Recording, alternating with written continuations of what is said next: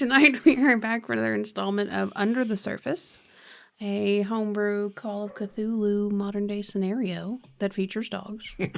This is going to be awesome. It's going to be great. We have some great sound effects queued up for it. So last time that we were together, I'm sorry, I didn't do intros. Hi, everybody. My name's Emily. I'm the keeper. Hello, my name is Tags, and we could just get rid of that part of the whole string. We could. We do have things right below us that say our names. Yeah, I'm that guy. This person right here. I'm Emily. I'm the keeper. That's Steve. That's John. That's Hannah. And now I'm going to do my recap. Because we are Percentile Vice. Yes, because I'm a professional and I can do these things in the correct order. Here we go. Let's try it.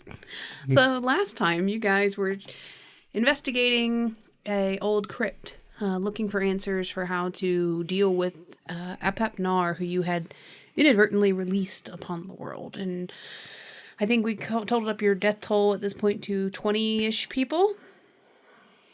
Well, give or take. Apep Nar's death toll. Inadvertently caused by you. Our toll is one broken seal on a face. It's true. And by ours, I mean, of course, that guy and her. Yes, I was on the outside. What the hell are you guys doing in there? You're just the weird dude videotaping it. Got it on an SD card. Exactly. You guys went down to a crypt to look into it, and you found a pedestal that seemed to fit the vessel, the pottery that Apep Nar came out of, and some very lovely hieroglyphics that explain kind of the myth behind Apep Nar. You were very surprised by a young woman who showed up at the crypt with you and explained that she was one of the priestesses of Baset, who is the sworn enemy of Apep Nar and defender of the mortal world against him, and offered to take you to her temple to explain more. And you willingly went to her temple, which was this lovely series of rotundas that were connected by these long hallways, very beautiful, built around an oasis.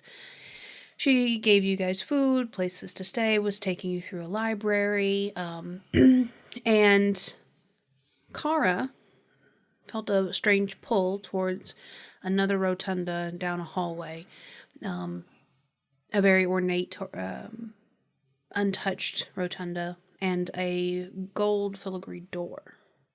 So when we left, Kara had just reached out to open the door. So Kara did she, when she reached out to grab the doorknob or something, immediately had to make a pow check or something? She did, didn't she? Did she fail it or make it? I think she made it. I think she made it expertly. Yeah. Something like that. Yeah. So tell me what's going through Kara's mind right now. So she's the type of person to always follow her instincts. So as soon as she feels this pull, she knows she has to go to it, and that's just what she has to do. So that's her one-track mind, so she's going to follow it. She doesn't know what's beyond this door, but she is just assured that whatever it is, she'll be able to deal with it. Yeah. So she's going to open that door. So with a little bit of confidence in her choices, Kara, you grab this handle, this ornate gold handle, and you open this door. And when you go to open this door, there's a bit of resistance to the door, not like it's locked, but almost like it's been shut for a very long time.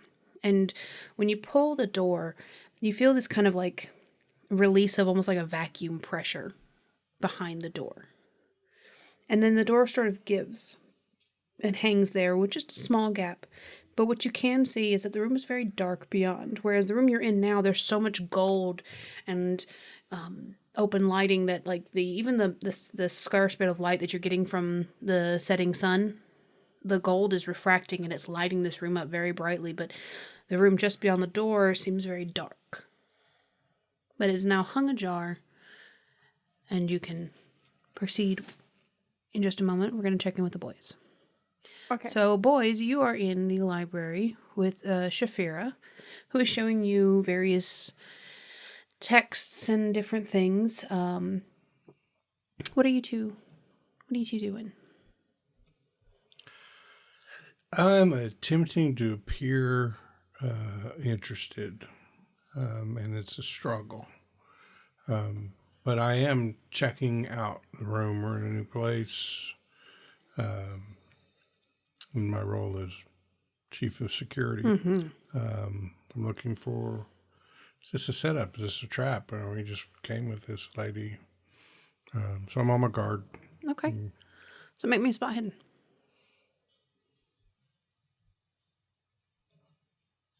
It's a hard success. So you're kind of casing the joint.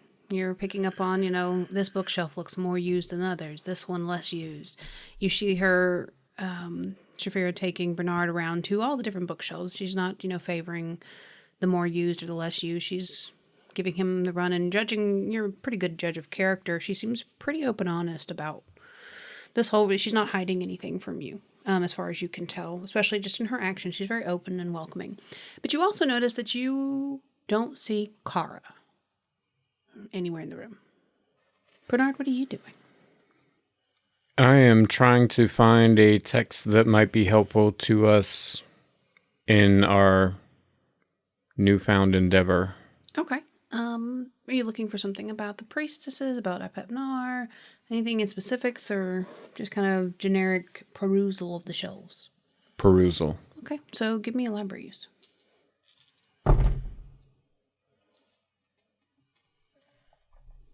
Pretty sure that has it. It's a 15 against a 46. Nice. So you're able to kind of peruse the shelves, and you do find several texts that talk about the priestesses and their history, and some mythology books that you've never seen before. And so you kind of look to her for like a, is it okay for me to grab a book? And she gives you a very curt, yeah, of course, take them. And you start piling books into your arms of different books that you think will be useful for you to look through, maybe later this evening when you're laying down. But you grabbed a couple that look very promising for what you're looking for, because there's quite a bit of archival stuff, sister blah blah blah died and blah blah blah blah blah by this, and a lot of that is a very long standing history, so getting through a lot of that humdrum. But you did find a couple good pieces, like biblical type. Nancy begat More Saphira. like the Daughters of Bassett daily chore schedule going back 300 years. Yeah. You're finding a lot of clerical stuff about, mother of so-and-so died of this, and so-and-so gave birth to twins of da-da-da, and a lot of what is the word? Like genealogy type stuff. That seems to be very important to them. But you do find quite a bit about the myths and things like that. Some old, scrolls about different things that were happening in different ages. Anything that the priestesses thought to be important. So it's not a wide range of topics. They kind of have like a singular goal in the universe. So finding the few books that give you more tangible information was not very hard. Okay. So you noticed that Kara is not in the room. Yes. Yeah. So I'm assuming that there is an exterior door that we came in on, and then based on the way you described this setup, there would be a door going Correct. one way and a door going the other, or at least a doorway. Are these doorways, or do they have doors in them? So you've noticed in a couple of the rotundas have doors, like proper doors, and some of them have doorways. Like the ones in and out of the library are archways, but the ones into like the living quarters are doors that can be shut against the elements. Most of them have 3 doors in the rotunda. So one to each hall that connects the rotundas and one out into the main oasis. Okay, and only the one we came in has the door to the Outside desert. outside of the circle. The entry rotunda. Gotcha. So trying to remember where I last saw her in the room, which side of the room, that I'm going to kind of like back up, position myself in a way that I can turn my head and look down one hallway or look down the other hallway. And I'm going to try to look down the hallway, I think, is the most likely based on where I last saw her in the room, and see if I can see her.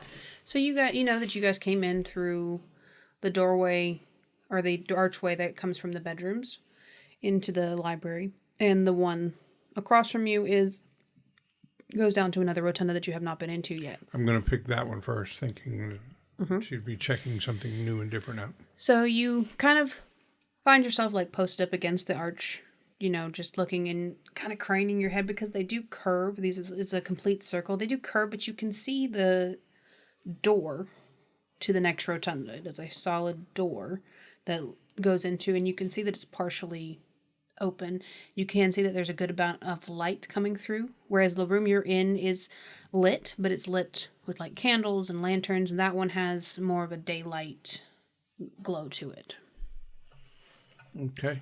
And is the professor and Shafira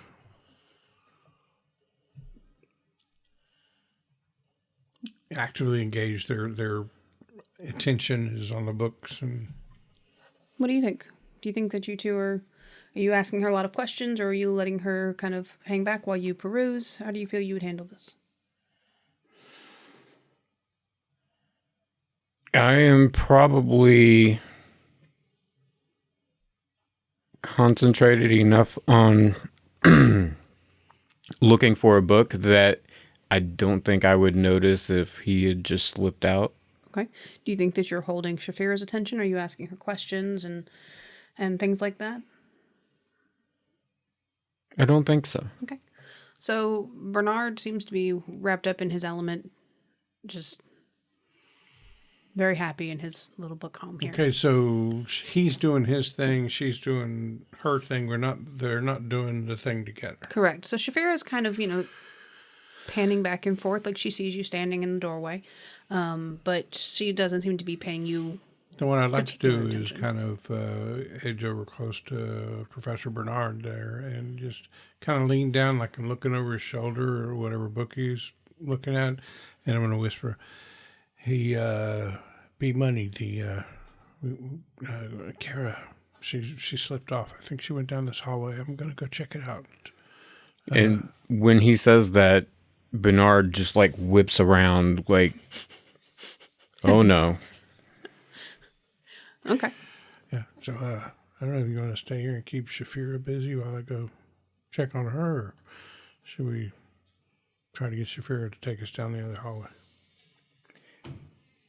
Judging by what happened last time, it might be better to have Saphira in on it. All right, I'll think about that for a second here. Just say, excuse me, sister, do you have a title? Geez, and you said your name was Shafira, but I don't want to be disrespectful enough in here. Shafira's fine. Okay, then Sister Shafira, our friend Kara, she's kind of gone ahead in the tour a little bit. Do you think we could catch up with her? I'm pretty sure she went down this hallway. She did. She'll be ready for us in just a moment. All right, well, She's just gone to the temple rotunda. I'll just stand right over here by the doorway then for when we're ready to... Yeah. Making it appear that I'm like really impatient to go. But I won't leave the room without her. So going back to Kara. Mm-hmm. Door's ajar. It's dark. What do you do? I'm gonna pull out my phone or a flashlight and turn a light on and then shine it in there. Can I see anything? Yeah, you can see 3 large vague shapes. You would need to open the door more to get more light to get a good idea of what they are, but there seems to be like 3 separate stations, is the best you can tell. Okay, then she's going to start opening the door more. The Mordor. Mordor? No! Precious.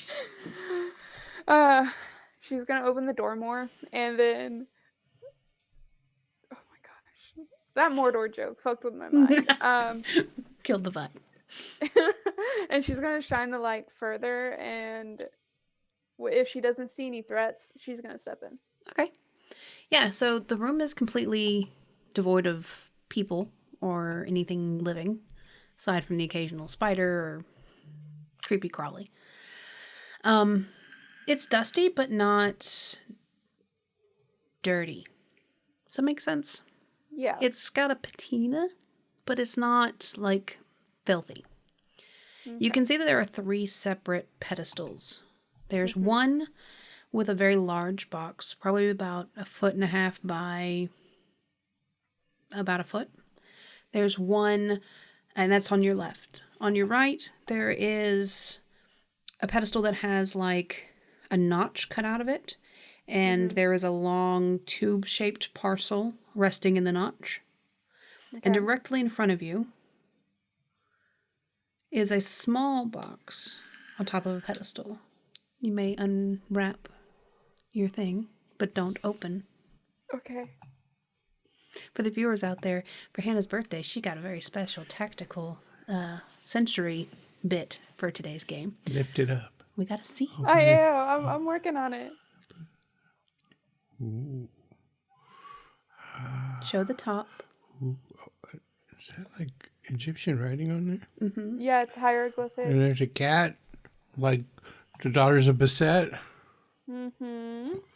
Oh my. So. Oh my. Oh my. So, on top of the pedestal in the middle, you see that box. And you're not entirely sure why, but you feel very much as though the other two pieces are probably cool, but that's why you're here. Yeah. She's not gonna learn her lesson from last time with opening up the vase, and she's gonna walk Character up to progression. it. Yeah. Oh yeah. Okay. And she is going to lay her hand on it and hesitate for 1 second before opening it. Can I open it? She's had it for a week, and it's probably killing her. So when you put your hand on it, you hear something. It's not in the room around you. It sounds like it's more like in your mind, and it's almost like a light purr sound. It's like one of my favorite sounds ever. Just enough that it's almost like you can almost just hear the vibration, not the actual sound. You know what I mean? Yeah. Mm-hmm. But it's faint, but it's there for a moment. She's got a cat in her head. Okay. Is there anything stopping me from opening it? No. Then I'm gonna open it. Okay. Can I open it in real life? Yes, you can open it in real life. That's the whole point. I'm making.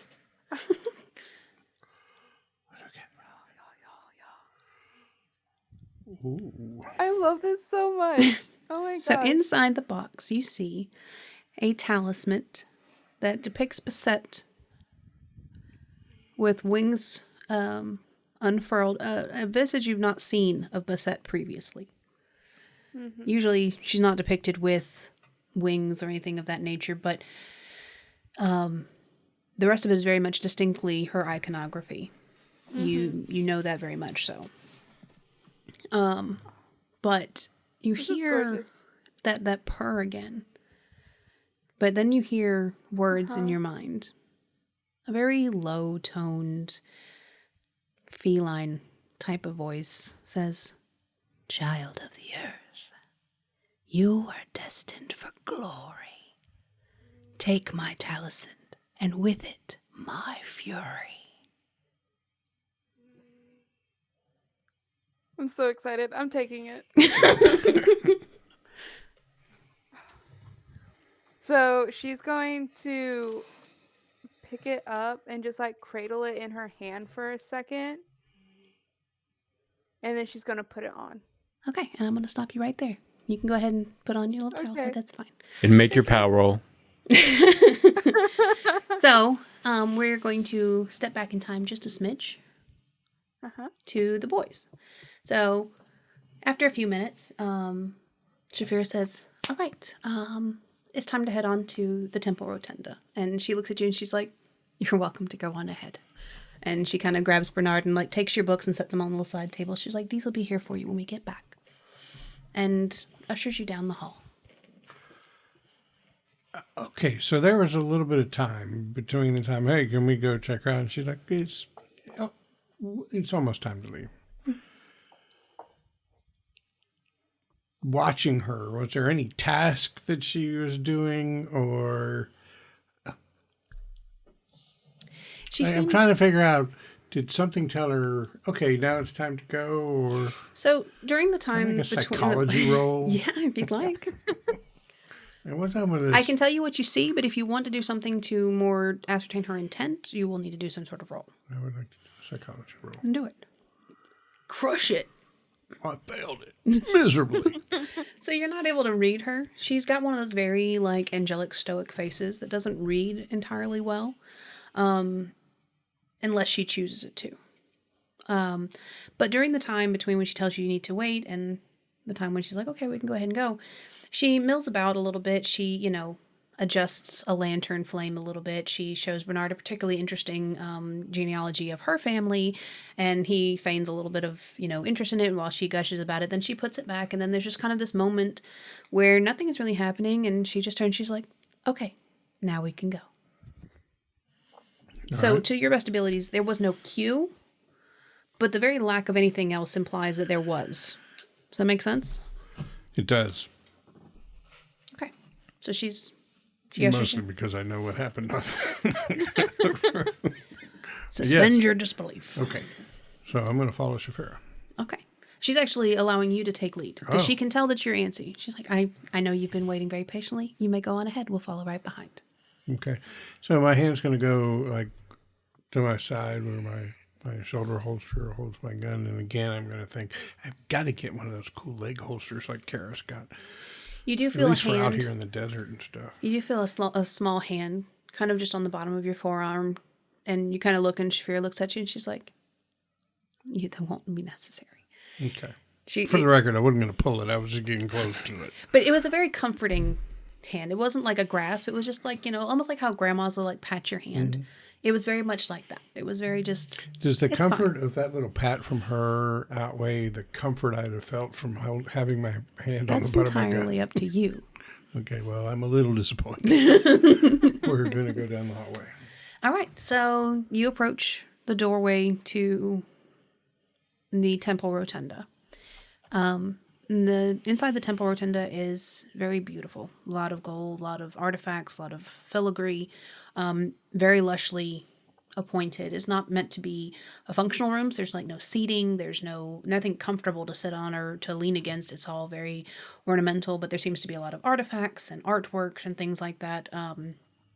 But you do see that across the way is a door to the next hallway, and to your left, the room is kind of capped off at a half circle, and there is a door that is now open, and there's a bit of light kind of pooling out. From where you're standing, you can't see into the room, but you can see that there is some sort of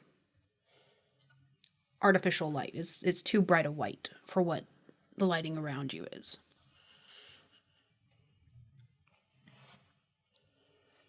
Right. So, all the gold and artifacts in this room are like, is it all big, large objects, or are there some smaller ones? No, there's a lot of small things. They range from, coins that fit in your palm to scepters. Well, then staves. there is a moment where, despite the $10,000 retainer we just got from Mr. Statham, that Nathaniel absolutely considers just palming some piece of gold and putting in his pocket. And, even though he's got some money now, he still thinks like an underpaid New York City right. police detective. You haven't shook off the middle class yet.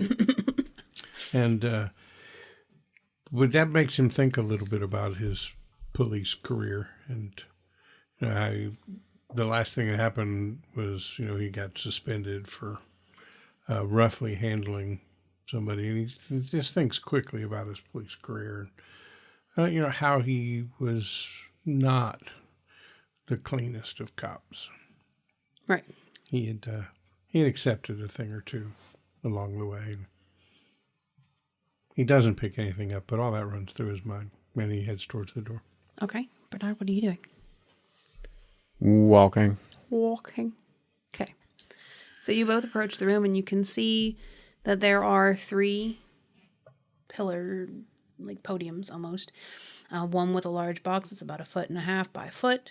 One that has like a notch in it, and then laid in it is a long tube-like package. And then you can see the back of Kara, who seems to be holding something in front of her. And you take a moment to kind of take it in because it's a dark room, but you can see that Kara has her phone's flashlight on and she's like shoved in her pocket. So it's like shooting off at a weird angle. But now the door is completely open. Plus that you can see decently enough. Shafira kind of glides past you into the room and kind of places an arm onto Kara's shoulder. Kara, this is about the time when you have just finished putting on the talisman. Okay. And Shafir kind of puts a hand on her shoulder and kind of like turns you back towards your companions. And she looks and she says, I had suspected as much. And she turns back and she looks at you and she says, see, all fine and well. Gary, you all right there? I mean, geez, you just snuck off like that. You got to stay close if I'm going to provide any kind of security here. So, you okay?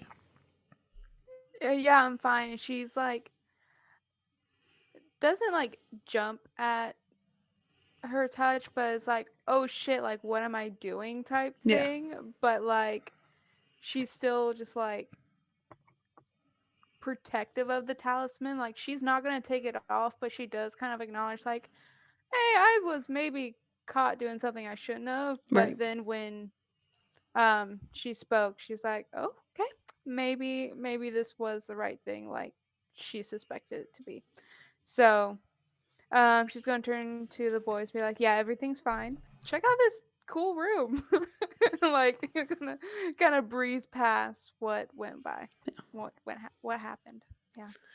Yes, and Shavira kind of looks around. She's like, this is the inner temple where we keep our most prized artifacts. We have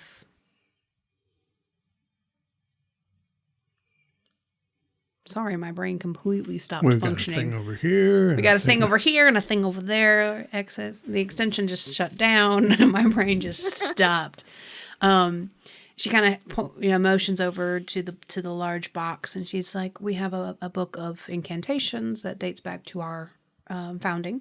We have a scepter here that also dates back to our founding, and the talisman that your friend is now wearing that dates back to before our founding. It was used by the priestesses of Basset to channel Basset in their many dealings with Apep-Nar, and these 3 items were instrumental in the sealing away of Apep-Nar. And I, as I stated, am not surprised that you were led here. I had a feeling that you might be. Something about you, I suppose, like recognizes like. I'm pretty firm in my belief that you are some form of distant descendant of one of our priestesses, and that the blood of these priestesses run within you, and therefore you too can wield the power of Basset, and you're going to need it. And at that moment, the ground shakes. And Shafira kind of jostles. She's like, well, it seems as though your little exploration has drawn some unwanted attention. I suppose we'll have to get started now. And she begins rushing you out of the room. She grabs the scepter from its pedestal and kind of tucks it under her arm and grabs the large package with the book out, and she starts rushing you guys out. She's like, come on, we do not have time. And you see that outside in the oasis, it looks like sunset has fallen in this beautiful orange and purple hue. But you realize it's not sunset. It is this swirling mass of hot and sand and red mist just encircling the rotundas. Oh, jeez. All right, so is she moving us towards the door away from the oasis or towards the oasis? Towards the oasis. She's taking you directly out to All right, well, the 2 oasis. things come to mind. One, seeing that talisman around Kara's neck, my first thought is, I should have just palmed the coin back there. My second thought is, didn't they say something earlier about a book, a scepter, and a daughter of Basset were needed? And I'm wondering, am I putting one and one together and getting 4, or am I getting 3 here? And I'm worried about what position Carl's just been put in. So I'm full on head of security mode as far as protecting Carl. Okay.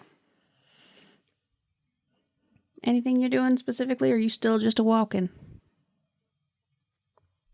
I'm pretty much along for the ride now. Okay. So she takes you out into the oasis and down like these sort of makeshift steps to a lot of greenery, and she kind of pushes aside the greenery to expose this alabaster circle that's been inset in the ground. It's very overgrown with vines and different things that are growing in the oasis, but there are these 3 pillars equidistant apart. And she sets the book, she unwraps it and sets the book down on one pillar, and the scepter she lodges into like a hole in this other pillar, and then she takes Kara's hand and she says, I know this is a lot, I do, but, you know, when fate calls, we must answer. So I'm going to need you to stand right here, and I promise I'll be here the whole time. Okay? Okay. You feel another kind of shake and rattle. You see bits of the alabaster and painting on the rotundas kind of chipping and falling off in the distance. It's a very large oasis. And there's a moment where she takes you to this pedestal, and she kind of like cups your hands and gives them a little squeeze, you know, hey, I'm here. And she places your hands on the pedestal, and you feel the pedestal is very warm. Not hot, but warm, pulsing warm. And she looks around, and you can see her brain kind of tink for a second, and she goes, oh no. Oh no. And she looks at Kara, she's like, it's not going to work. I don't have enough priestesses. It's just me and you. My mother's far too old for this. It didn't even cross my mind. No, we've got this. No, it takes immense You'll be amount of okay. strength to hold that scepter in place, and someone has to be able to read the book. And I can only do one or the other. I cannot read the book and hold the scepter. I need someone strong enough to hold it and someone who can read it. And I say, you read the book, and we will hold the scepter. So she looks. I think we got it. She looks to the boys. I'm confident. She says, you're not priestesses, obviously, but someone has to hold the scepter. It has to be, it will be trying to wrench it from the ground once we start, and you'll have to hold it tight. It will be immensely difficult. Will you help? Yeah. If we can. Yeah. So, I'll tell you what, Professor, why don't you hold the scepter, and I'll kind of make a motion towards, like I want to be free. But I'll stand over here next to you, and if it starts getting wild and hard, I'll help out. Sounds good. Okay. You got a meta level. You got a pretty high strength, don't you? I think it's 80. Yeah, that's what I recalled. Oh my god, he's jacked underneath jacked. those shirts. All those heavy books he's been lugging around. Okay. So yeah. she goes over to the book and begins flipping through the pages. I don't have a ton of time. You can hear the noise of the sands outside have begun to roil. There's a lot of noise going, a lot of wind wrapping around. You can see that above you, that red mist is beginning to coalesce into tighter and tighter swirls. And you begin to feel a lot of heat coming from up above. Like it's getting very, very hot. And does this remind us of A little, yeah. a Pep It does. It when looks, he escaped and it's very, very similar. Yeah. snaky weirdly. look the mist had? Yeah.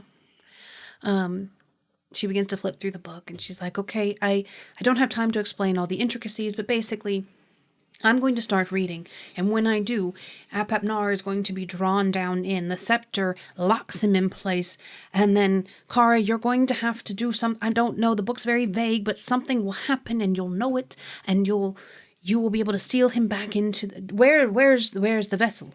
Who has the vessel? The urn that he came out of? Who has the urn? Did we leave it in the library? No, you took it with you. Okay. It's with you. Okay. Place it here. Place it here.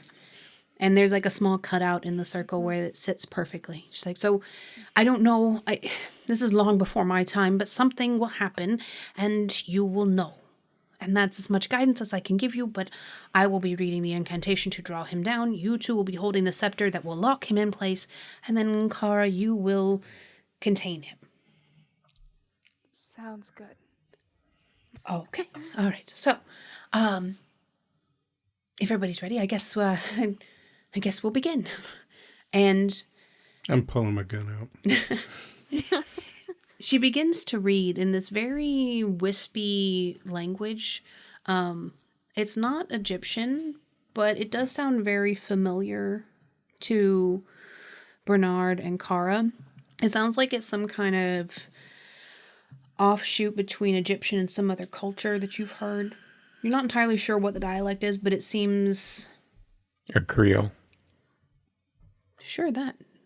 Canon. It's that now. Whatever that is. And you're able to make out some of the words, because like root words, like Spanish and French, you can make out bits and pieces. And there's a lot about, the wrath of Beset and her fury unleashed and Apepnar's, damnation back into the afterlife and all these things. She begins reading, and as she does, you begin to see the mist above you begin to funnel down. And I need everybody to make power rolls.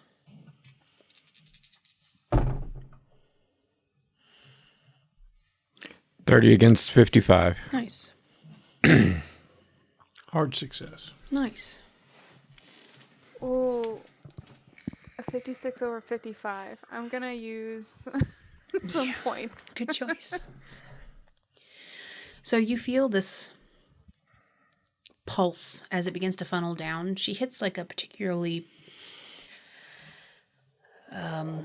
intense passage, and the funnel begins to tighten. And when it does, it's almost like the being thrashes out, and there's this like wisp of smoke that looks very, very solid, snake-like, that comes swinging out wide and kind of skirts across your faces.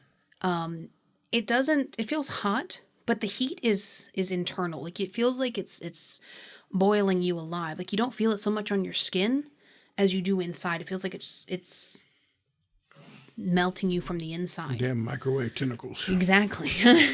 But as you guys watch, your eyes kind of track it as it kind of comes towards your face, and you see it continue. Kara, you see that Shafira is looking down at the book, and she doesn't see it coming. What do? I'm going to jump in the way of it. So, okay. We're going out to grab her and pull her away type thing. She is several feet away from you. Since I'm not manning anything, can I see this going on as well? So when I see Kara start to go there, I'm like, I got it. You can't leave your pedestal. Oh, okay. I'm going to stay on the pedestal then. And I'm going to step away from Bernard towards Saphira and try to, nudge her, get her attention to see this snaky thing coming. Okay. Though it's probably useless since it's kind of misty. I'm gonna kind of try to push that, knock it out of the way. If if it was a real arm, Yeah. But we'll see how that goes. So you're gonna try to push it, or you're gonna try to push her? It, because I'm thinking she's got to stay at her pedestal as well. Yeah. So but I'm also trying to verbally warn her so that she can dodge, duck, or whatever. So make me a dexterity roll. You've got some distance to travel, and then you've got nice 31 under 40. So you're able to kind of almost hop, skip, and a jump, over there, and get between her and this writhing chunk of snake that's coming towards her face. You kind of press one arm up against her shoulder in an attempt to acknowledge your presence and what's going on, and push her back far enough that you can maybe kind of arm, and when you get your arm up to here, you do feel resistance. But that resistance pushes against you, and then you feel that smoky coalescence kind of break apart and go around you and reform on the other side of your arm. Gross. Yeah, it's kind of gross. But you turn just in time to see that writhing bit of snake just blast Shakira across the face. And she does like almost a full spin and collapses. Okay.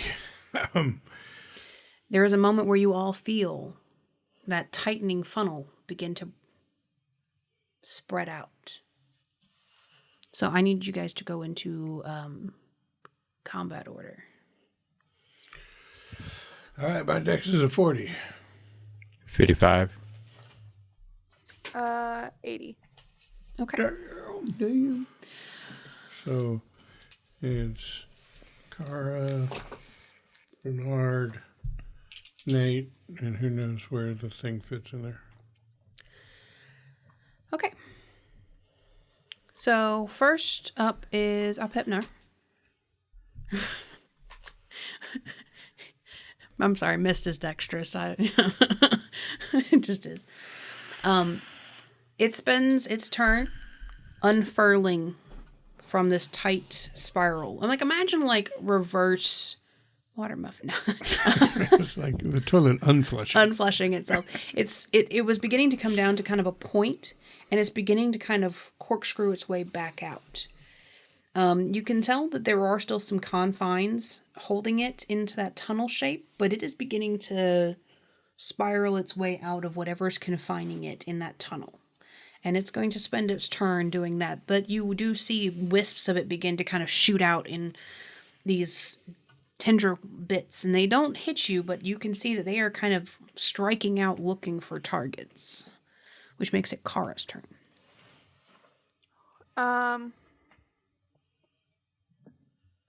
Did she, Saphira, drop the book close enough that I can reach it without... The book is on a pedestal. How far is the pedestal? So the pedestals are equidistant. There's your pedestal and then the other two pedestals. And as Shafira stated, all three have to be manned. Okay. I believe she stated that all three had to be womaned. Womaned. We've already broken that rule. So. I went and grabbed a spare dress. The The gods will never know. They'll never notice. It'll be fine. Cross-dressing has a long history in religious texts. Do I have any feeling about what I'm supposed to do yet? Because I'm just like, I don't know. I'm on a pedestal, man. You feel like... Should she make an idea roll? Would that be helpful? No. No. Oh. You take a moment as you're scrambling to try to figure out what to do, and you realize that while you don't hear that voice speaking to you, it's almost like a phone line. And you feel like if you really focused, you could reach back out the other way. Okay. Then, like, Kara's usually first instinct is just to pull the gun and shoot. But from what she's seen, she feels like that's not going to work here. So instead, she's going to just stand there, focus, and try to reach out to Basset. Okay, so you need to think of what your question is to Basset. Okay. And you will be able to pose it on your next turn. You're going to spend this whole turn focusing on sending that question through. But I will give you till the beginning of your next turn to tell me what the question is. Okay? Okay. So that makes it Bernard's turn? Be money. Be money. With a hopefully free action. Before we get there, the wording was daughter of Basset, correct? Mm-hmm. Do I have any indication that Shafira is not a daughter of Basset? No, you have no indication of that. The priestesses of Basset, as she has explained it to you and as you've read, are a bloodline tracing all the way back to 3000 BCE, unbroken. So I'm still manning my scepter, and with a hopefully free action, I'm going to say, Kara, would it be better if you and Shafira switched? You can read, and it doesn't seem like your station needs anything being done right now. Would that be helpful? Yeah, it's a free action. And that's all I'm going to do. Okay. Nate.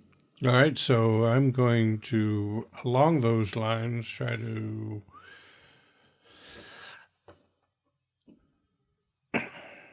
I think that damn thing she's wearing's got something to do with that pedestal in the urn and being able to do that. Why don't... I'm looking at the book. This shit's... I was going to say Greek, but Egyptian or something. Jeez, man, why don't you and me swap? And you come over here and read this shit and I'll hold the scepter. Okay. Anything else on your turn? I'm going to start moving toward him. Okay. So, that makes it Apepnar's turn.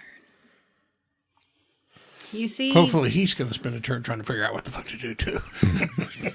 So you see that at the top of this imaginary funnel that has managed to completely free... I'm having a flashback to the damn underwater wrecks and the water muffin? the funnel in it. You see that a chunk of its body is... It's such a strange sight. There's like this invisible cone, and it's almost like part of the snake body is slithering down the side of it now on the outside. And it is reaching down towards who? Towards Nate. Pick me. Towards Nate.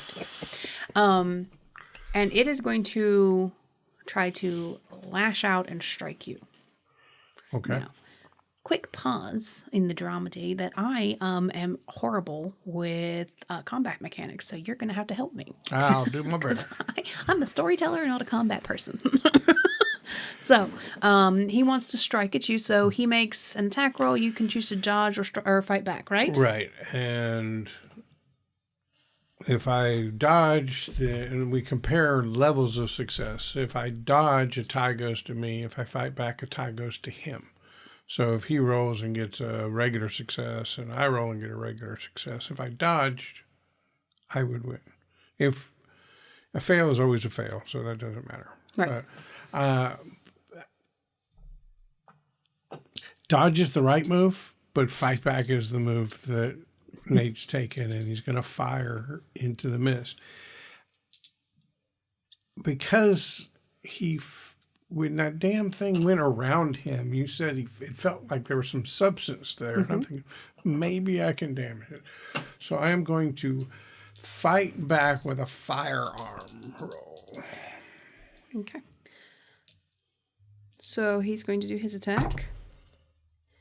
And he rolled a 100 or a 10. What is it with a 10 and a 0? That's 10. 100. You know, Triple zeros is 100. Yes, that's a 10. That's a 10, yes. So that's an extreme success. And I rolled a 29 against a 70, which is a hard success. Okay. So he wins. Okay. Do your damage. Okay.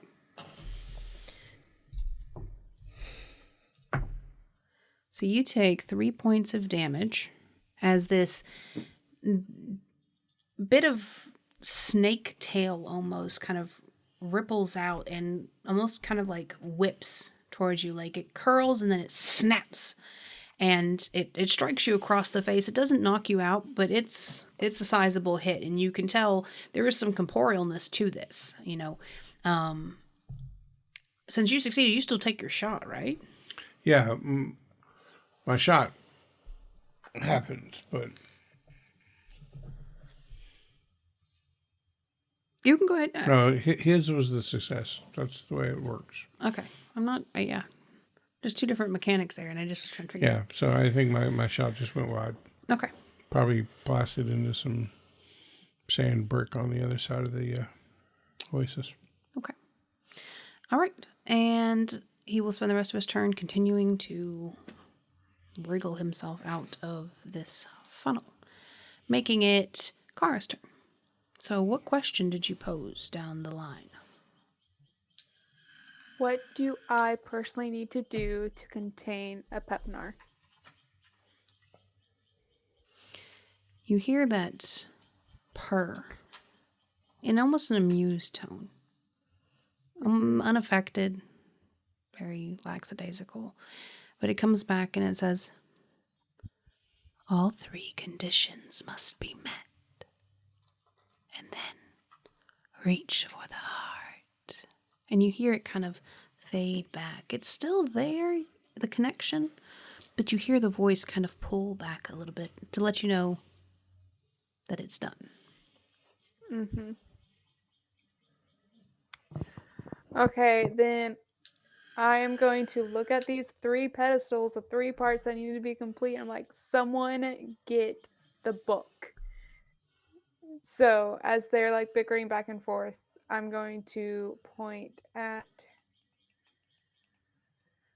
what are you guys' names? Nate Bernard and Nathan. Nathaniel. Don't worry, I forgot their names for a minute there too earlier. I was like, crap. That's what they called me back at school. Crap. Then I'm just going to point at Bernard and go, can you read it? Or someone get her up. Anything else on your turn? No. All right, that makes it Bernard's turn. He's going to start with I've never read Egyptian before, but I'll give it a shot. And he's going to, with the scepter in his hand, walk towards... The scepter is... It's in the hole. It's in a pedestal. It won't come out. It can come out, but it is intended to be in that pedestal. I think I would bring it out so that the wind didn't pick it up and carry it off somewhere. I can tell you right now, you can tell by how much force you're using to hold it down, the wind's not taking it anywhere. You can still take it, that's fine. But I'm letting you know, like, if you're concerned as, like, atmospheric, that's not. Okay, I'll leave it then. And I will pass by Nathaniel. And in as quick a motion as I can, I would like to see if there's anything I can do to rouse Shafira. Okay, so I need, like, a first aid, a medicine, something in that vein. That'll be first aid. 97. She looks out cold. You're not even sure fumble she's alive. because I'm Awesome. over 50. Great. But so I'll pick up the book and start attempting to read on my next available opportunity. Okay. You can, on this roll, go ahead, on this turn, go ahead and make me a, either archaeology, a library, something to ascertain your ability to read this. And I want you to make it with a bonus die because you've heard it spoken. And for somebody who studies ancient cultures, having heard it spoken, we were able to pick out, there's a hint of this in there. And so you have more information to draw on when deciphering. For it being spoken, that sounds more like an anthropology than an archaeology to me. So that's the one I would use. Okay. And Get that tick mark. I want that tick mark. That is a hard success on the first roll and 93 on the second. So Yeah. hard success. So you can tick that off. Yeah, so after having heard Saphira say it and speak it, you look down and you can kind of go back to the passages you're pretty sure she's already read, and you can pick out and you're like, that root word comes from here. And it doesn't take you long at all, just because you have so much knowledge base to really kind of hone in like, yep, I can do this. Do I have an idea what the other language is now that I've seen it written? Yeah. So there's some Egyptian influences in there. It's strange. You're noticing probably 4 different language constructs all together in there. So you're seeing something that's vaguely, like from an African country. There's some notes in there, some inflections that seem somewhere in the African continent. There's some in the South American continent. And then there's something very, like Scandinavian, Nordic bits Northern European. Yeah, it's a very strange, it's a mix of these different root words and inflections and strange punctuation, and you're seeing several different cultures that have all kind of coalesced into one readable to you, but to probably anybody else, aside from maybe Kara, it's a jumble. But you're able to pick it out, and you don't need to understand every word to be able to pronounce it, because you know that this A with that symbol in this language is pronounced in this way. And you feel very confident that you can pronounce it, even if you may not understand its context. Okay. Yeah. Okay. That makes it Nate's turn. All right, I want to finish moving over to the other pedestal with my non-dominant hand. The left hand, I'm going to grab the scepter and make sure it stays in place. Mm-hmm. And I'd like to pop off a shot. Okay. So Apepnar will be using the dodge, because he's already kind of in that motion. Hard success. Also a hard success, then 20. Then dodge is Wait, what is 20 to 60? Is that a hard or a regular? it's a hard. Okay, that's what I thought. Yeah, so tie goes to him. Okay. So you take a shot and you line up well with where you think that one of the writhing pieces is going to come, but you're also fighting against that some parts of it are more coalesced than others. And while you hit your mark, it just happens to be a more misty portion of him, and it's able to sail straight through. But I can see that there are Firmer more bits. firmer bits. Firmer bits. Okay, that's my turn. Okay. That makes it Apepnar's turn. Wah, wah, wah. So now there are 2 to 3 coils of him beginning to kind of spill out.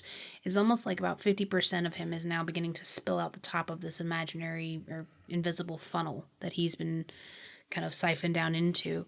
And 2 long wispy tentacle bits thrash out. Let's see who they're going to go for. One goes towards Bernard. They both go towards Bernard. So, I didn't drop a dice. It's not a thing I just did.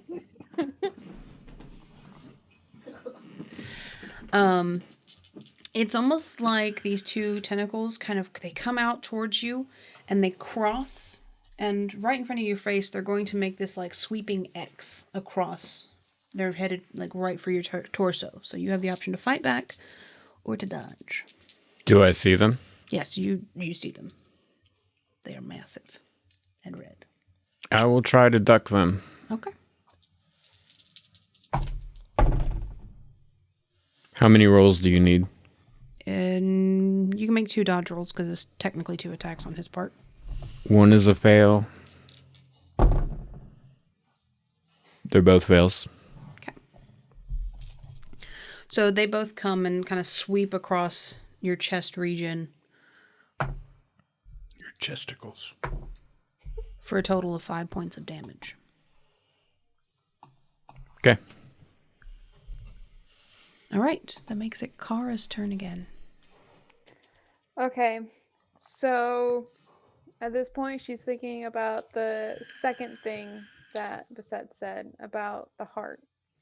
So she's like, maybe the guns will come in handy. So she's gonna go ahead and unholster her pistol and pull it out, and then try to see if she can discern any heart on this mass of mist, like anything that is more put together than other parts. Okay. So you pull out your gun, you go to make your shot, and you focus on Apepnar for a moment, trying to line up your shot. And there's almost like this moment where you blink, and when your eyes open back up, the hue of the world changes. It goes to this much more oversaturated look. Like the light's too bright. You're taking in too much light. But in that, you're able to see the darker parts much more easily. And so you can see the areas of Apepnar that are more solid, But you can see down in somewhere in the funnel, there seems to be something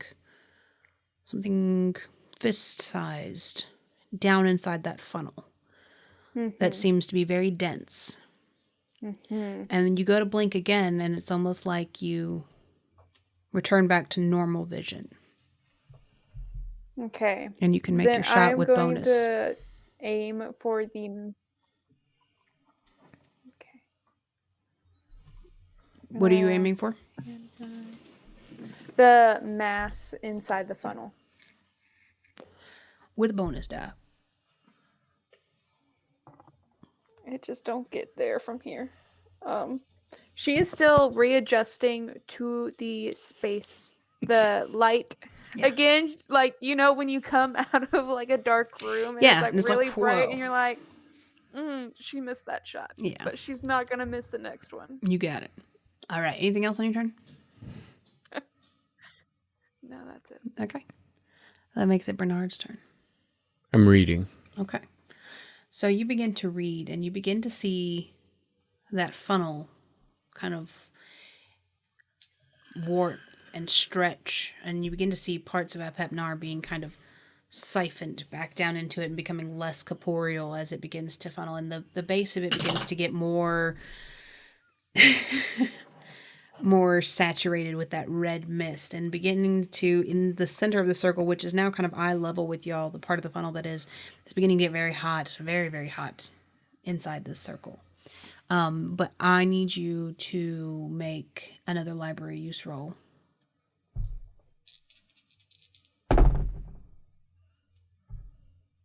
That is a 98. All right, you reach a portion that you stumble on. You're able to push through it, but you definitely feel as though you see the funnel waver. Like continue, like it loses its effectiveness, and not as much of him is pulled back in as you anticipated at the rate that you were going. And that takes your whole turn. Okay. Which makes it Nate's turn. Now, Nate, as Bernard begins to read, and the funnel begins to pull harder, you begin to feel the scepter begin to vibrate. And I need you to make me a strength roll to maintain it in its seat. A regular success, 60 under 85. Okay. So you are able to kind of like almost like put your arm all the way around it and kind of just hold it down in there and kind of brace yourself. But you can feel that it is very much, every time that the funnel kind of has like a part that kind of swirls out where he's fighting against it, you feel that in the scepter, like it's constantly kind of knocking you back. Even though it's stationary, you feel this intense amount of pressure coming from it every so often as Apepnar swirls out and hits the sides of the funnel very hard. You feel it kind of just jab against you. Is there anything else that you want to do on your turn? Do I feel like I can keep this thing in there with one hand, or do I feel like I need to put both hands and lean into it? At its current intensity, you feel as though you could maintain it. You do not know how much stronger it's going to get because you have felt it ramp up. Well, then I'm going to take a shot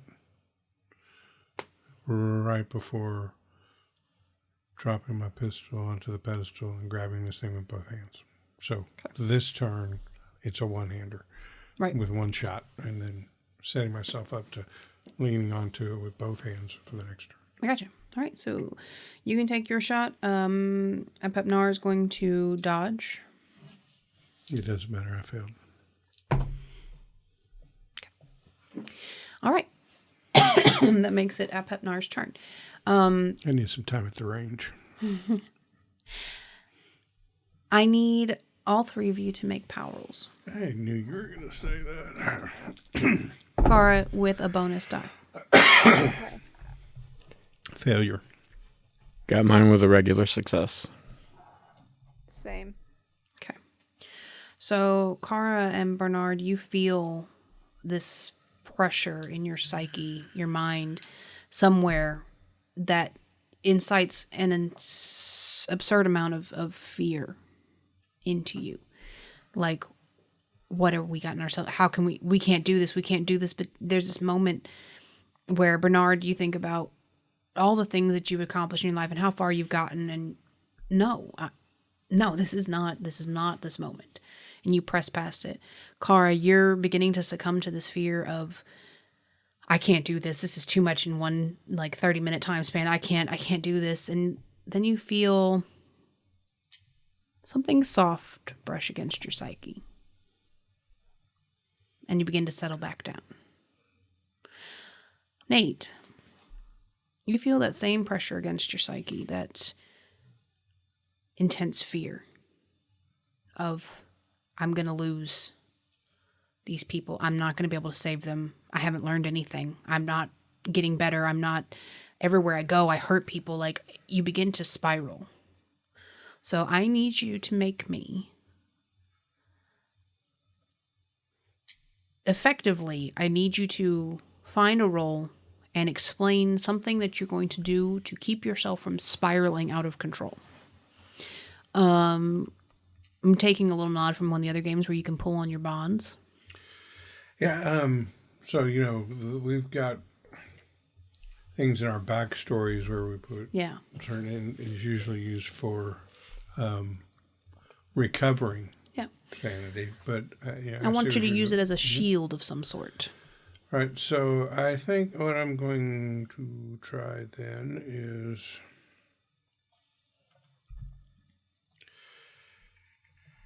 Let me check a backstory entry real quick here. Okay.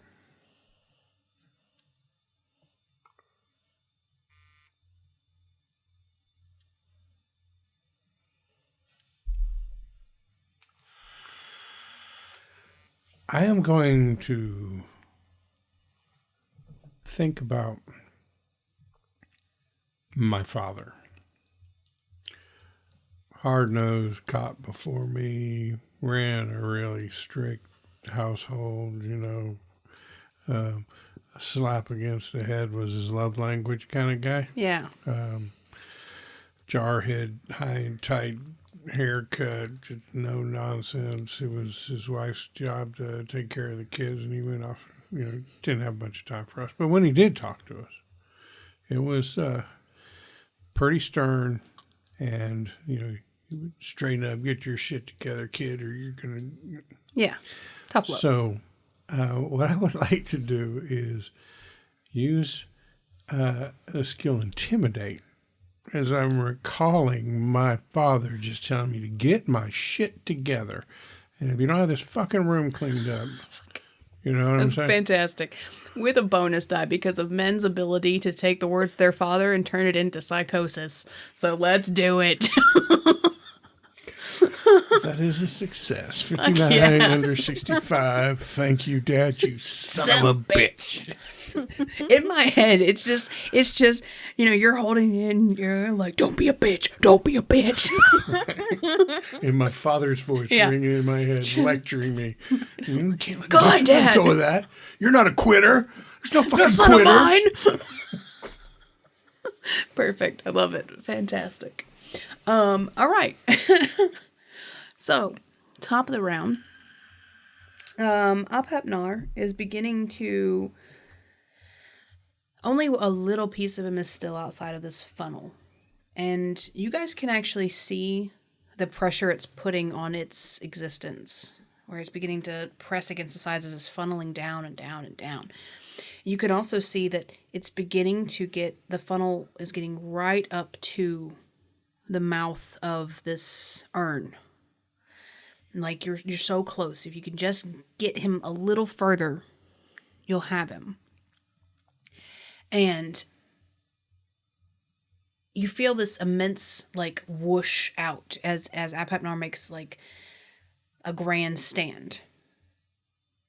And shoots out one long tendril up into the sky that he shoots off into what is effectively a large firework of ash and hail coming down in the form of shards of like sand that has been blasted so hard it's turned into glass. Just rain fire and brimstone on us. Yeah. Pastor. So everybody needs to make a It's dexterity. nothing compared to my father. Yeah. Everybody needs to make a dexterity check to avoid the falling flaming glass hail that's coming towards you.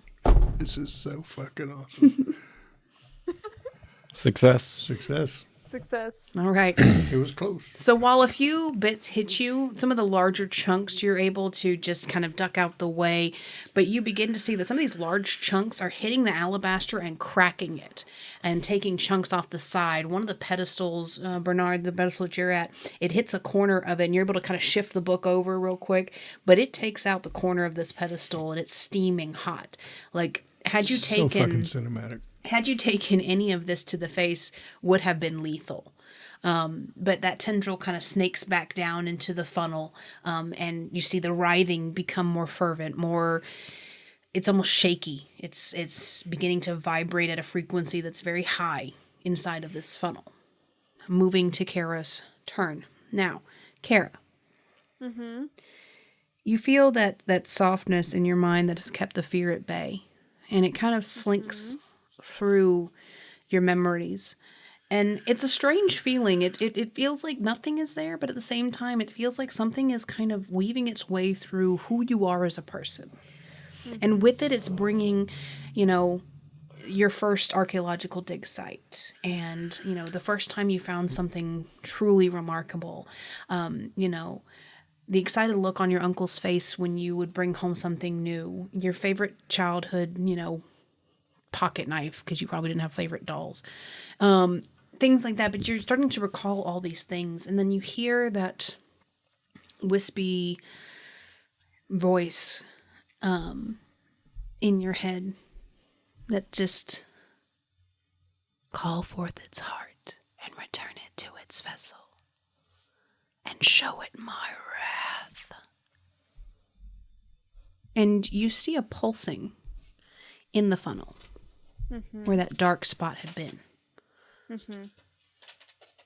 But it looks very tangible at this moment. Mm-hmm. Almost like you could just pluck it. Is it close enough to me to pluck it? You'd have to take some steps away from your pedestal, but you could walk up to it and pluck it.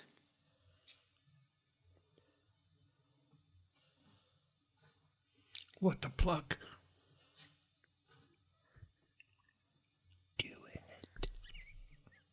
I'm gonna do it. Okay. I'm leaving the pedestal and we're gonna crush this heart. So there's a moment as you kind of come around the pedestal and you kind of square yourself up and you begin to walk forward, and the wind is whipping your hair in all different directions. Sand is blowing in your face, but you have one single space to be in, and it's right there. Mm-hmm. And your hand kind of shakes and grabs, and you feel as you go through the funnel that the funnel feels almost like plasma. It's kind of liquid, but it's kind of solid, and it does take a little bit of force to kind of press through it. On the other side, mm-hmm. It's very hot, very tumultuous inside. It feels like sticking your hand in a blender almost. It's painful. And you're going to take 2 points of damage. Okay. But your fingers wrap around something hard on the inside. Mm-hmm. And you hear one last thing in your mind that says, you can take it or you can crush it. The power is yours. And then you feel that link sever. And we're going to move on to Bernard's turn. Still reading, and while I'm reading, when I notice things are starting to fall, I am going to try to hold my body over the book and position my body in a way so that Shafira has a little protection, hopefully, from it if she is close enough to the pedestal for me to do that. Certainly. So go ahead and make me the library use roll for this round. It's a fail. Okay. In trying to get yourself seated and placed in a way that you can protect all these different things, you kind of lose your place and have to start a verse from the beginning. And there was a definite moment where there's like a vacuum almost of presence around you, where whatever incantation you're doing kind of stops for a minute. Kara, take 2 points of damage. You hear Kara call out in a lot of pain. You begin the transcription again, and you see her kind of refocus, but there's a moment where she looks at you, and then she looks at what she's doing, and she realizes that she has very much made choices that have brought her here. But you're able to continue on your transcription for this round. You are able to manage to get your body in a way that, just because of your size, that you can protect Shafira for the most part from anything that's falling. At this point, it's mostly smaller pieces and dust. You're not entirely sure if any of the larger pieces have struck her. There are some around her, but it would take closer inspection to see if she's taken any kind of bodily harm from it. Okay? Nate. Both my arms wrapped around this scepter, trying to hold it in place. Seeing what all's going on here, I'm going to turn over and yell as loud as I can over the tumultuousness of everything that's going on. I'm going to yell at Shakira. Shakira. Oh, baby, when you talk like that. You make a mommy go mad. I'm going to yell at Shafira. And I'll be startled a little bit as I yell at her that apparently I can do a hell of an imitation of my father because it sounds just like his voice. It's like, Shafira, get your ass off the ground. There's no quitters here. We need help. We need it now. Okay. That's all I'm going to do. Make me a strength roll. You feel the moment where Kara lashes out in pain, and Bernard seems to have a moment of stumbling where the scepter that you're holding really lurches. I mean, not just a physical, not just the presence that you're feeling, but an actual lurch out of the pedestal. And you realize that if you're not holding tight enough, you will lose it. I feel like I just lean into it, and I'm trying to put all my body weight pressing down into the hole in the pedestal. It's a hard success, 25 under 85. Yeah. You managed to find a lip at the bottom of the pedestal where you can shove your feet up underneath of it and kind of get down into almost like a squat stance and just put all your body weight into this pole. And you call out to them, to Shafira. She's kind of turned away from you, but one of her hands is splayed out behind her in your direction. And you do see a finger. The finger twitch of life. Begin to twitch. And we're going to move to Apepnar's turn. That's not. Who needs to make a roll. Okay. So.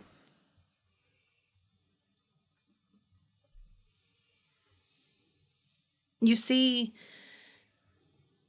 Kara's hand reached into this funnel. And she seems to be holding something that you can't see. But you notice all of the bits of Apepnar at the top that have been trying to press out stop and begin to shove down further into the funnel. Hannah, make me a power roll.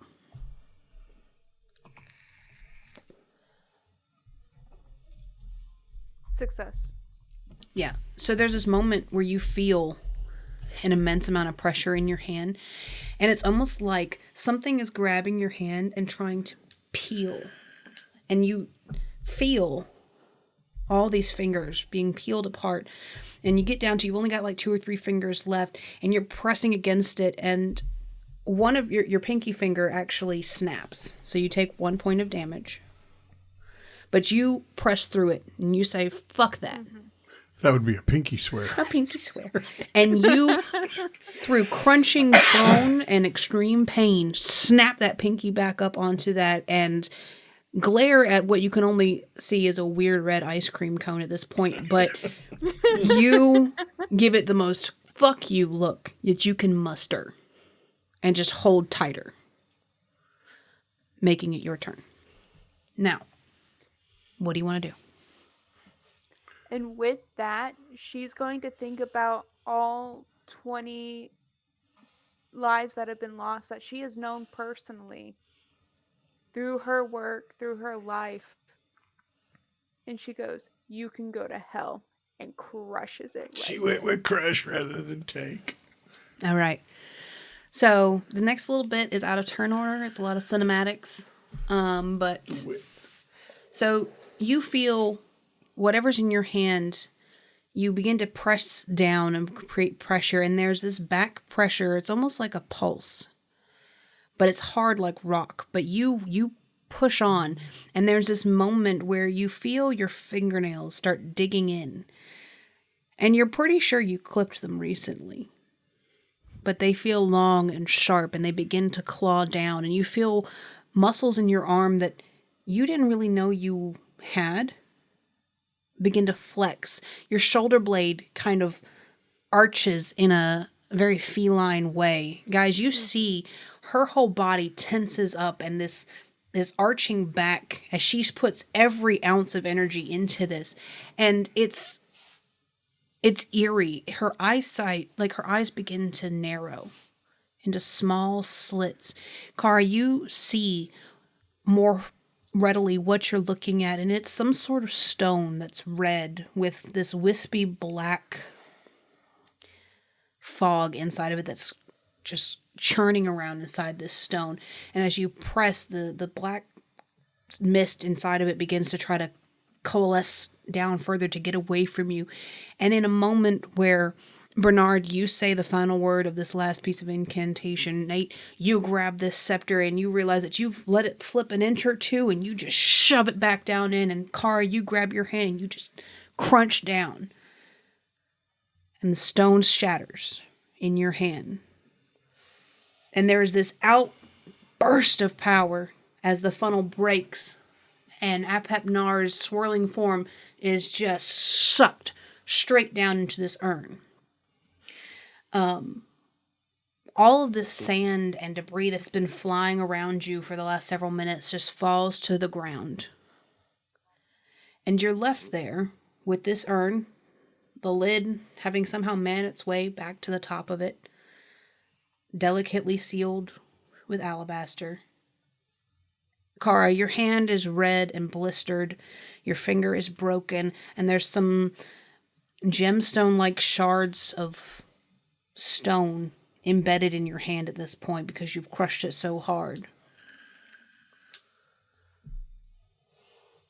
But the three of you have managed to reseal Apepnar. What a great fucking scene. Great battle. That was cool. Yeah. The raining fire. Got a little biblical. But, I'd feel bad for a Pepdar, but let's face it. He's kind of a dick. He earned it. He earned it. Earned it. All right. So. Let's take on. Wait, we're going to get a sound effect. There you go. All right. The floor is yours. All right, well, I'm going to let go of this scepter, and I'm going to run to Kara. She looks pretty bad. Are you all right? I mean, geez, look at your holy, what the, you look like a badass in there, but are you okay? She is just going to she's going to glance at her hand for a second before just like laying it down. She's like, "I'm fine." And she's going to turn to Saphira and go to check on Saphira. Okay. Bernard, what are you doing? I would think I would be checking on Shafira as well. I can't do another first aid roll, but okay. Seeing if now that everything's died down, is there anything I could do to rouse her? Okay. So the three of you kind of coalesce at one time on Shafira. And Bernard, you being the closest, kind of roll her back over onto her back, and you can see that part of her face is very horrifically burned. It's just is gashes and charred flesh on one side. She has a pretty substantial head wound. And there's blood along this white alabaster stone where she had been laying. The other two, you're welcome to make first aid or medicine rolls if you'd like. So, like, one half of her face is messed up. Is really fucked. And she's got a wound. Mm-hmm, that's like kind of like a Harvey Dent. Two faces. That's so fucked up. See, I was thinking of Avatar: Last Airbender with Zuko. Yeah, it's somewhere between Harvey Dent and Zuko. Let's see here. I'll try a first aid roll. Okay. We don't know shit. Fail. Okay. Yeah, so as best you can tell, let's get her inside. She needs some kind of medical The attention. old lady's around here somewhere. I bet she knows some shit. Yeah. So you guys are able to, the two guys, you guys grab Shafira and start carrying her into the living quarters and set her down onto a bed.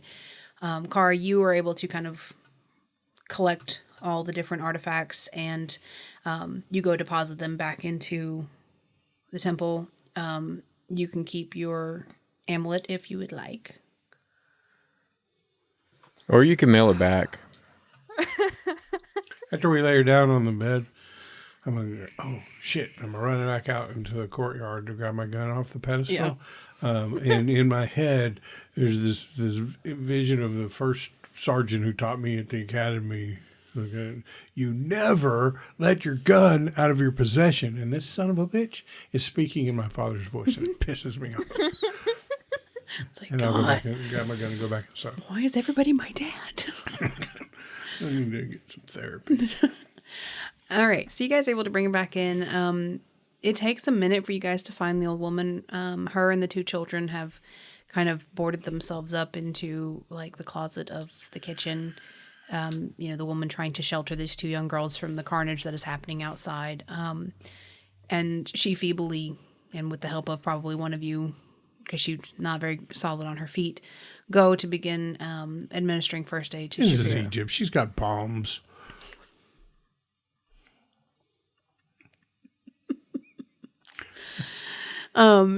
She speaks in, a language that you guys don't speak, but you hear her kind of doing motherly hushings, they're there.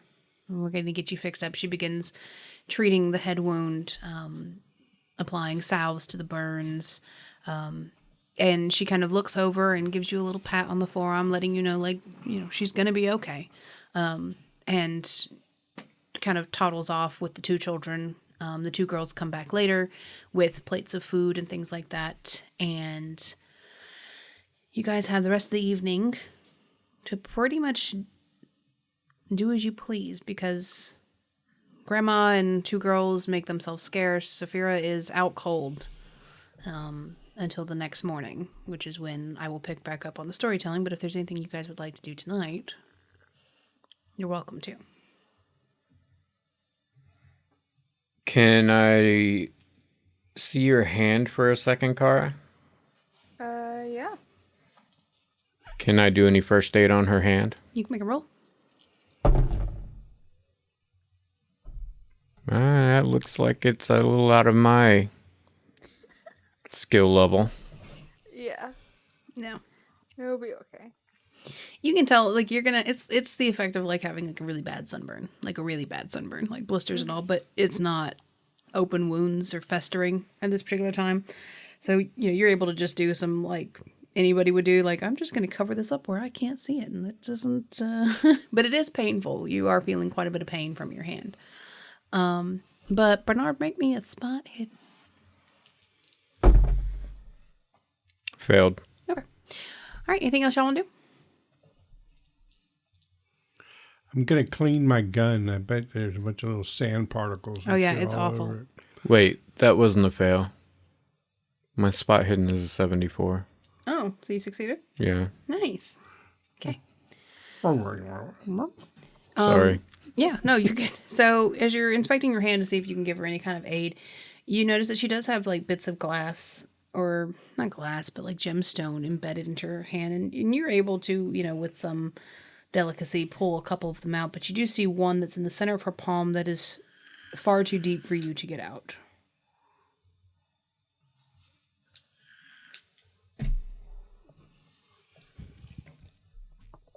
Yeah, but your gun, full of sand.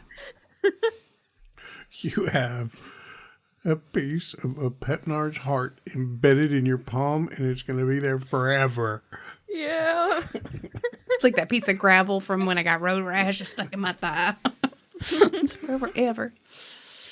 So as I'm cleaning my gun, I'm going to just look up to Bernard and say, this was just all the shit that happened because we fucked up at the beginning. Right? We had to put the genie back in the fucking bottle. But, geez, we came here to figure out what the hell Nafram was doing. You see what I'm saying? And we didn't. All we did was... We did all nothing. we've done so far is stop the shit that we started. We still got the... What... How do...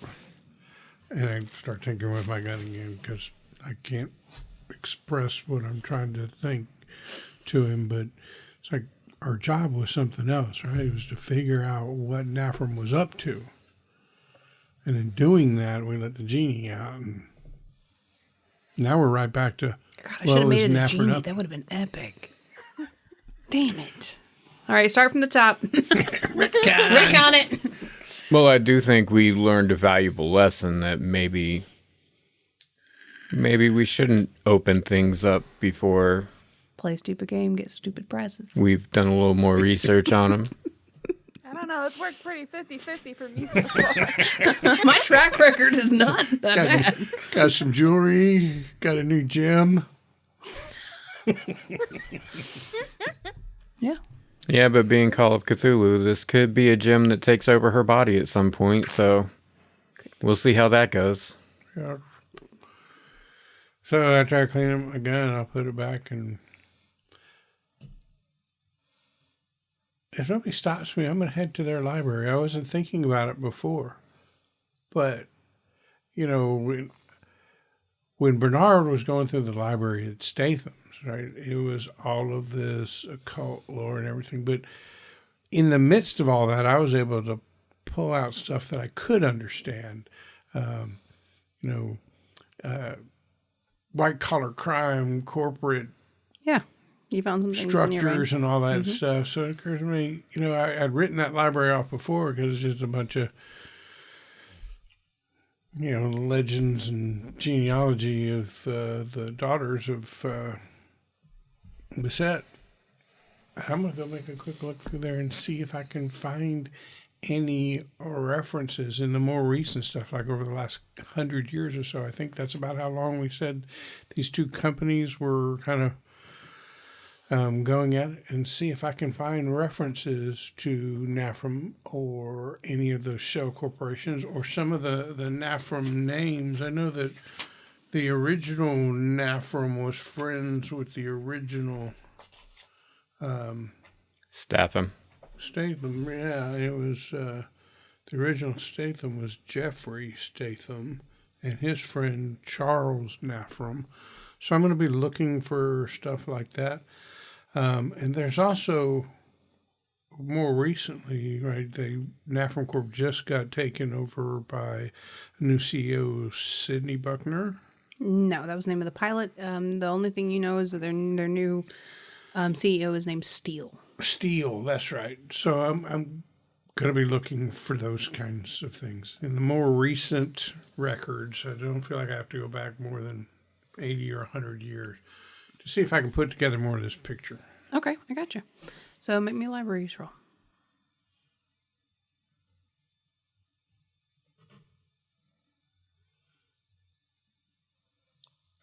I don't have roll 20 pulled up, so I can't see your roll. That's a fail. Oh. Yeah, unfortunately the last, couple thousand years of this chapter of this thing have been kind of dry. Not a lot going on with Abnapnar being just kind of locked up in a crypt. Daily log. Cleaned the He's floors. still in an urn in a crypt.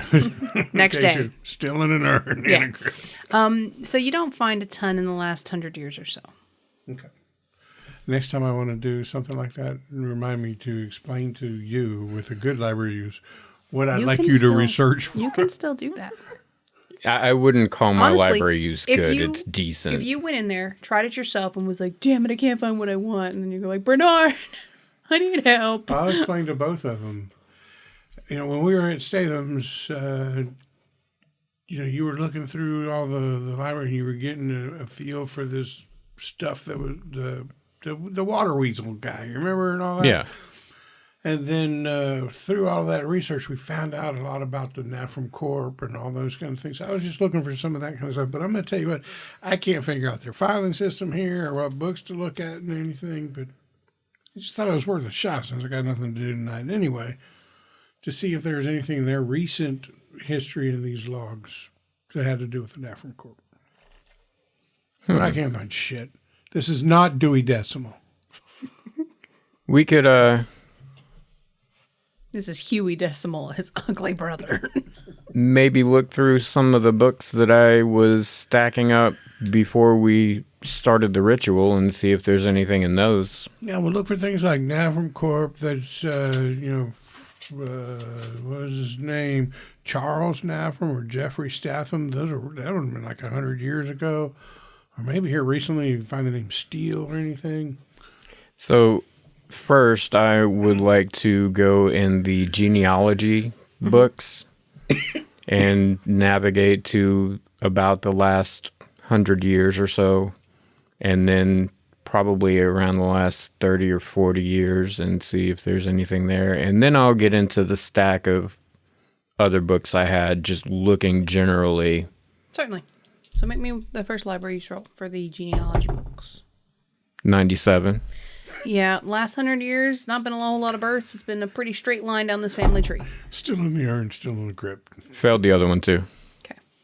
Hannah, are you making any attempts at this? Yeah.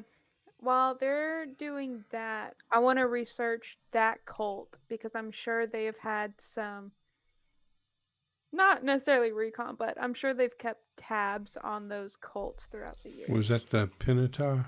Yeah. Yeah, John made up Yeah. that name, so Oh. it's not in my notes. Okay, so make me my library use roll. I'm hoping that face is a good face. Yes, it was an extreme success. I rolled a 3 under a 30. Hell yeah. So, yeah. Okay. So you begin to kind of look through the books that Bernard has already looked through, like the mythology and some of the histories, not focusing too much on the genealogies. And you find quite a bit about the cult of Apepnar. And through kind of a weird segue of, this book mentions this other book, and this book mentions that book, and da-da-da, you find a small journal that's tucked away on a bookshelf. It looks like it's nearly been forgotten. Like, it's so small, it's pressed up against the wall of a shelf that it's almost hard to see, but you kind of follow the things and you're like, they should be right here. And you kind of move a book that has like a really big spine. You're like, oh, here it is. And you pull it in, it's super dusty. And you open it up and the pages are delicate and brittle, but you, being who you are, for the most part, are very good at dealing with delicate things, are able to begin kind of flipping through, and you realize it is the journal of one of the founders of the priestesses of Basset. And it talks about her life story of she was raised as like a merchant's daughter along the Nile. Her mother sewed beautiful clothing to the pharaohs and to their wives. And she had a sister. And her sister would play out in the dunes and, by the rivers of the Niles. And that was this day where they had gone out very early before the sun had rose to the waters of the Nile to do the morning washing. And they had witnessed some sort of event on the horizon. And something changed in her and something changed in her sister. And that she began to see visions and have these abilities that she deemed to be from the goddess Beset, and that her sister turned arrogant and harsh and angry. A child who had once been, full of love and laughter and kindness had begun to be very cruel, and that over time that they began to become more and more separate, and that as they got into adulthood, they realized that they had both been gifted something. She being gifted something from Beset, and her sister being gifted something from Apep-Nar. And that, reading further in, you see that she founded the priestesses of Beset, and her sister founded the cult of Apep-Nar.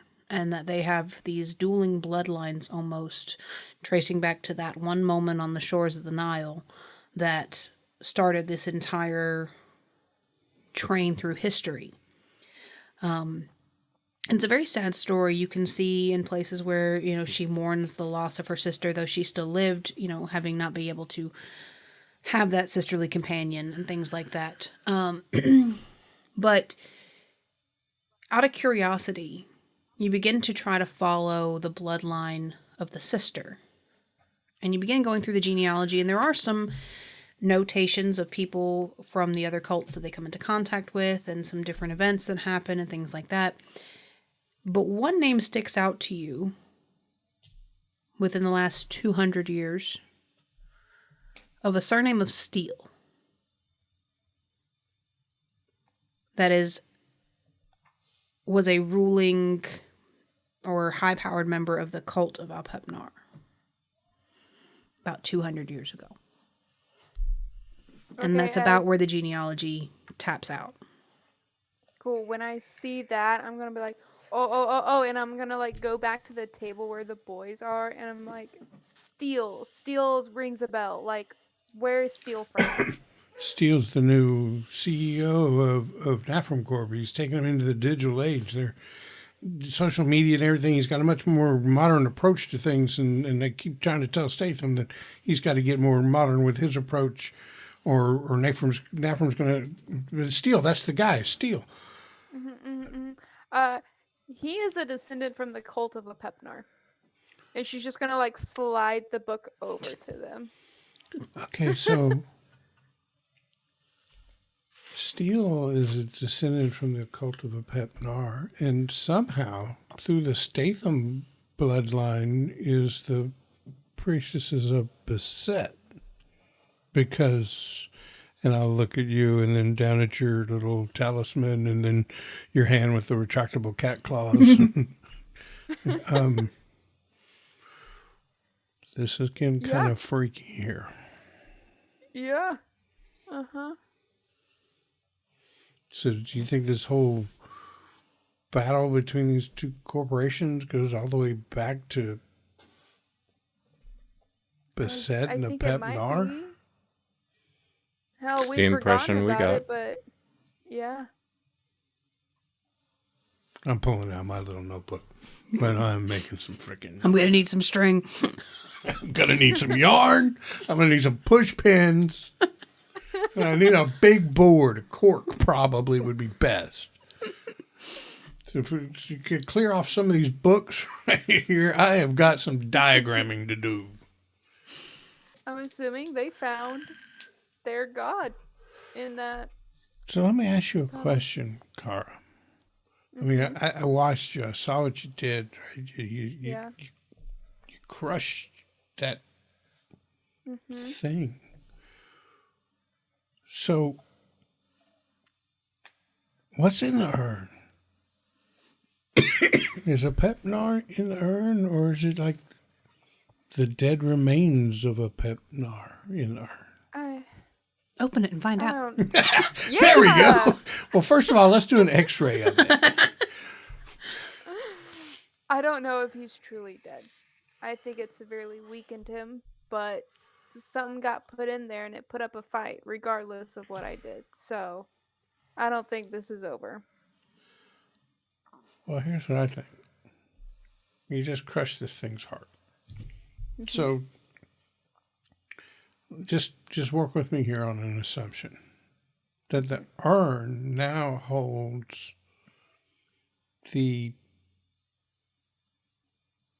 harmless remains of a Pepnar. But we're the only ones that know that. And Nafram wants the urn. Mm-hmm. We could use this urn in a bit of a Trojan horse attack on Nafram. Mm-hmm. Use it as a way to get close to them, take them down. If it is remains in there. That's a big if. Exactly. And that's not quite. Everybody's got a big butt, Dottie. Let's talk about your big butt. Big booty Cthulhu. Big booty Cthulhu is all full circle. All right, so even if he, I don't know how, I mean, you crush his heart, a piece of it is embedded in your hand. But even if it is still alive in there, we can still use the urn as a lure. I agree with that. Yeah.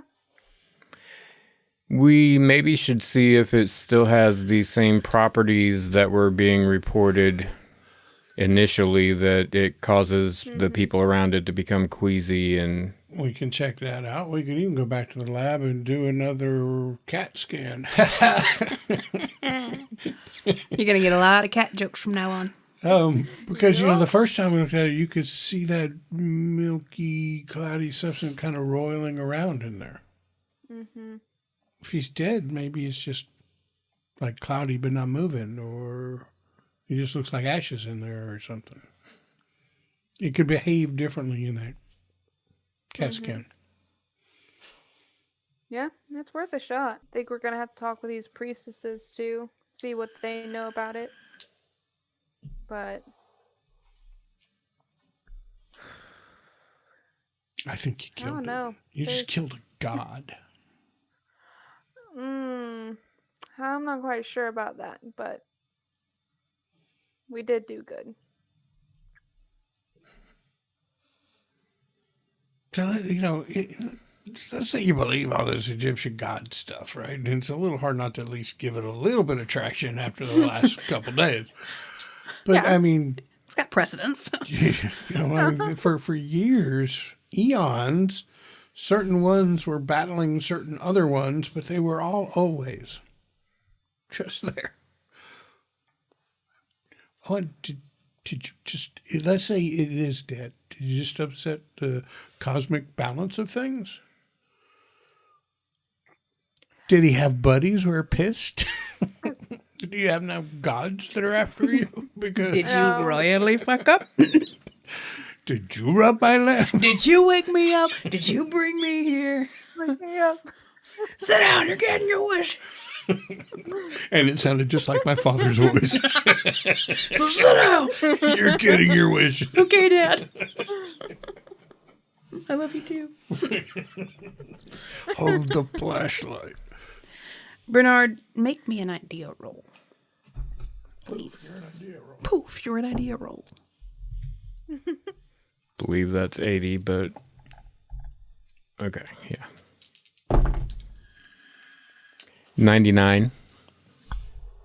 Make me a better idea. Okay. Something is bothering you.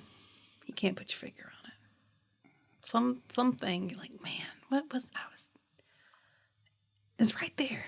But you can't figure out what it is. You're right there, Professor. You got this kind of weird look on your face, like you got gas or something. Just got a weird feeling about something. I don't know. And then I let out a little toot. I mean, I was just kind of riffing there about the whole gods thing, and God's friends coming to. We don't put any stock in all that. It's just Seems like there's something I should know, but by some strange chance of fate, I'll never know it. I wouldn't keep something from you that you needed to know. Where did we put? Where did you put it? So whenever I think I should Yeah. know something, but I can't know something, figure it out or whatever I do, it's like you walk into a room, it's like, what did I come here for? And you got to walk back to find to the place you thought of it, and then, that's right, and you came back. Well, you could do the same thing, like, I just remembered something. Oh, shit, I forgot what it was, So, let's mentally just walk yourself back to when you got the feeling that you ought to know something. I'd like to make a psychology roll and see if I can just work him in there? talk him back Okay. to, okay, at what point did it feel like you should know something? And what were we talking about at that point? I'm down. I don't have a great psychology roll. I This don't is care. If it works, it's brilliant. Love it. That's just a failure, 85 over 30. I wish that would have worked, though. So after he says all that, I'm going to walk back You're going to physically rewalk your steps. and I got it. walk back in and let out another little toot. Okay. We're just lucky that the Middle Eastern cuisine doesn't really fit in my Your diet? well, it's obviously fitting in my diet. It's just not causing pleasant effects Yeah. afterward. Anything else y'all want to do tonight? Oh, strap Bernard down and pull an idea out of him. I'd like to go check on Shafira one more time. Has she gained consciousness? She'll regain consciousness in the morning. Just to let you know. Can I count up everything? Make sure everything's in its place. Where's the urn? The urn, you tell me. What did you do with it? I would like to think I gathered it with all the other items and put it inside the temple. Okay. Into the inner temple where the other items were. What did you do with your amulet, your talisman? I kept it. It's still all around my neck. Like, she thought about it. She really thought about it. But why shouldn't we keep it? Yeah, It's ours. she destroyed the heart. So she was like, yeah, like, It chose us. she took care of one thing, so she gets to keep this as a little reward. A little something So there is special one for other me. thing I'd like to do before. I'd like to go to the door that leads to the oasis, the little courtyard thing, and with my phone, snap a few pictures of the destruction that was caused there. Because I'm afraid it might come off as rude. I'm going to, when nobody is looking, snap a picture of Shafira's face and injuries. And then I'm also going to ask Kara if I can take a picture of her hand and see if I can get it in such a way to show the big chunk of gemstone buried in it. And basically just pulling together the visual evidence for my case file. But, being the chief of security, Statham Corp, self-appointed. The boss does not yet know that I am chief of security. But you're doing a bang-up There's job. a dude back at the house somewhere would probably take offense to me calling himself that. But right now, All right, Car, you going to let him take pictures of you? if he has a hard time about it, I'm Yeah. going to call myself the expeditionary chief of security. Okay, so Car lets you take pictures of her hand. And I'm going to save those auto files on, folders in my phone. I've got the SD card with the film of what happened in the room when these two idiots took the lid off. And, pictures from the destruction there in the facility and all that stuff. Yeah, and you're able to take pictures of like some of the books and some of the different things that you're That's able to the come other across. thing. I wanted to take pictures of the page of the book where the steel name popped up, those kind of things. So Yeah, just so you're able to make like a catalog in your phone. one day I'm going to print these things up, and they're going all over a wall. Your birthday, you're going to get the biggest corkboard and go, oh. All right, so unless you guys have anything else you want to do tonight, we can do a little cinematic wrap up. I'm going to spend the rest of the night reading until I get tired. Make me a library use. 59, that's a fail. How You far get tired quick. 13 points. Okay.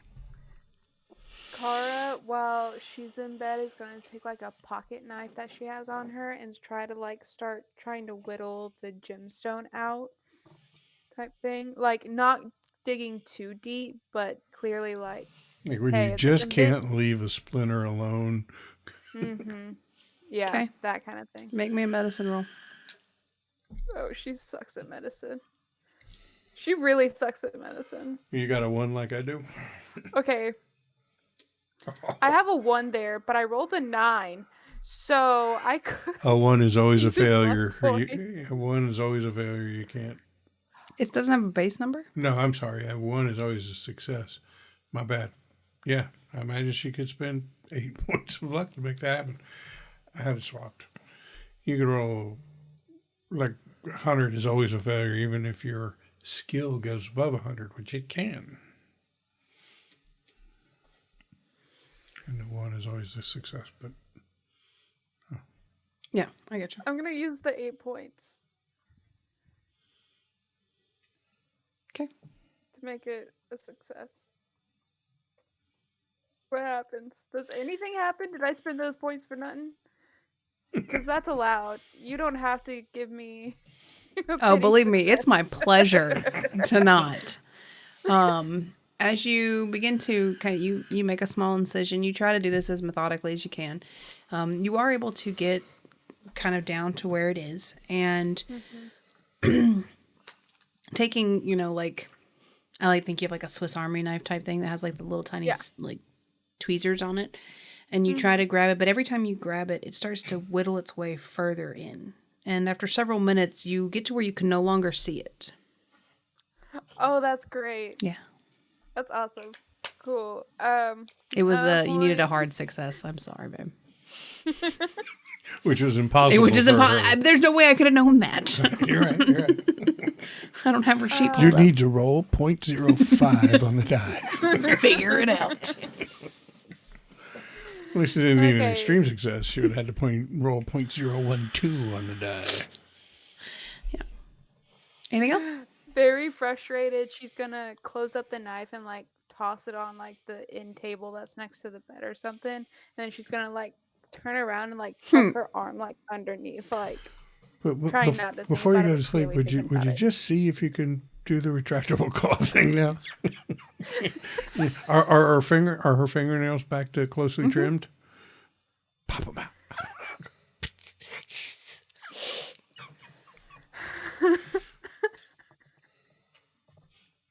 She's not going to entertain the idea, and she's going to roll over. Fuck it.